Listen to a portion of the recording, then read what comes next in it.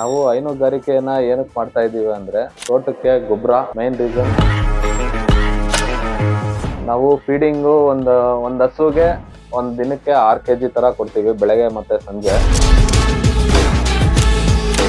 ನಾವು loose housing, ನಮ್ದು shed ಎಲ್ಲ ನಾವೇನು ಹಸುಗ್ ಶೆಡ್ ಎಲ್ಲ ಏನು ಮಾಡಿಲ್ಲ. ಯಾವ ತರ ಅದಕ್ಕೆ ಮನ್ಸಿಗೆ ಯಾವ ತರ ಬೇಕೋ ಆ ತರ ಇರಂಗ್ ನಾವು ಬಿಟ್ಬಿಟ್ಟಿದೀವಿ. ಹಸುನ್ ಕಟ್ಟಾಕೋದು, ಕಟ್ಟಾಕಿ ಅದಕ್ಕೆ ಹಿಂಸೆ ಕೊಡೋದು, ಅದು ಆ ತರ ಎಲ್ಲ ಮಾಡೋದು ಸರಿ ಇಲ್ಲ. ಅದು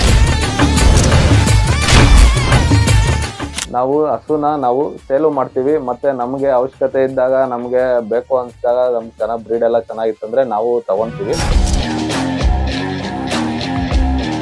ಅಲ್ಲಿ ನಮ್ಗೆ ಗೊತ್ತಿರಲ್ಲ, ಅವ್ರು ಹೇಳ್ತಾರೆ ಹಸು ಟೈಮ್ಗೆ 20 ಲೀಟರ್ ಕರೀತದೆ, 30 ಲೀಟರ್ ಕರೀತದೆ, ಆ ಥರ ಎಲ್ಲ ನಮ್ಗೆ ಹೇಳಿ ಮೋಸ ಮಾಡ್ತಾರೆ. ಅತಿ ಹೆಚ್ಚು ಲಾಭ ಬರುತ್ತೆ ಅನ್ನೋದೆಲ್ಲ ಸುಳ್ಳು. ಅದರಲ್ಲಿ